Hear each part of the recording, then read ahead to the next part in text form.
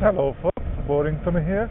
It's been a while since my last story from Taiwan, so here it is. As you remember, I just got to a new place where nobody spoke English, and I moved there with that girl who used me up. You can see that in my other video. Anyway, I got there and it was fun. In the beginning, I remember one episode when I actually went to just cut my hair. That was a very difficult thing. I actually had a lot of fun doing that because I had to make those girls understand what I want, and my Chinese was still very, very poor, and my vocabulary wasn't really fit to the job. Anyway, I was there, and the good thing was, almost from the very beginning, I got a friend there. On the first floor of my home, there was a little shop selling all kind of things, mostly kitchen appliances. I hit it off with this guy very well. I went there pretty much the first day just to say hello, and then we ended up being fast friends. I spent a lot of time sitting in their shop and chatting and everything. And one time, as we were chatting, he was asking me a couple of questions while we were watching some stupid dating show on TV. Life is going on, and a couple of weeks after that, I suddenly get a phone call from somebody telling me, we are going to shoot on Sunday. And I was like, shoot what? What are you talking about? He says, we're going to shoot the dating show. And I was like, what dating show? He said the name was Lighty and Ushi. I have no idea how to translate it into English, so I'm not even going to try.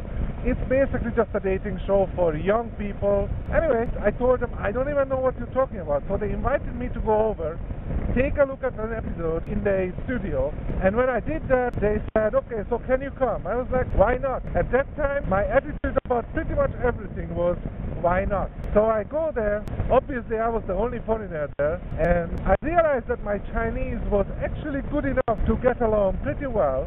It was a fun show. It was a fun thing to do. It was a little bit funny that all the other guys asked who I will choose, which girl, because they obviously are not going to choose that girl, because if they try to go for that girl, they're not going to get it, because the girl is definitely going to choose me. It wasn't a rule, it was just obvious. I know I'm being very humble here, but that's the fact. I was young, I was handsome, I was tall, I was a foreigner. So they knew that it would be me who they chose anyway. So anyway, I obviously got the girl that I chose. She was an 18-year-old girl. It's funny, in Hungary, an 18-year-old girl is an adult. Here, an 18-year-old girl is still mommy's little girl. Anyway, I got the girl, we got some gifts from the show, a pair of watch and everything. And then, actually, I met her one more time. I asked her out for a date. We met, and she basically very politely told me that she's still a little girl, and her mom doesn't want her to be having a boyfriend and everything. So that was it.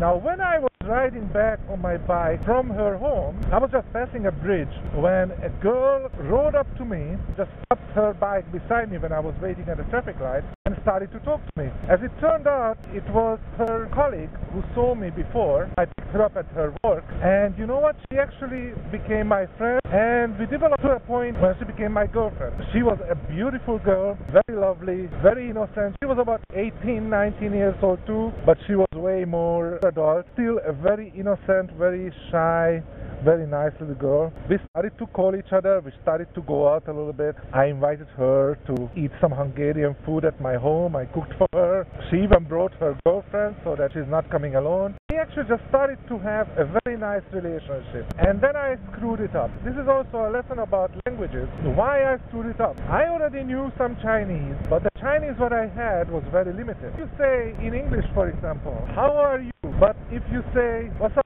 It's not such a formal, not such a polite way. In Chinese, you would say, 你在做什么? means, what are you doing? But it's a very popular, standard way of saying between young people, 你在干什么? Now, 干 is basically the word fuck.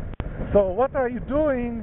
In a very colloquial way, 你在干什么? I didn't know that it was perfectly normal. Actually, it was even something that I should be happy about, because it means we are close. I was on the other way. I asked her, how can you be so impolite to me? How can you say something like that? And naturally, she was totally baffled because she didn't say anything wrong. This was just one instance, but basically, due to this kind of cultural and language differences, we ended up breaking up. To be honest, up until today, I sometimes wonder what it could have become, because she was a great girl, she was nice, she was decent, she was smart, she was cute, she was kind. She was basically perfect. We didn't have any sex or anything like that. It was just really a nice little relationship starting up, and sometimes I really wonder what it could have been.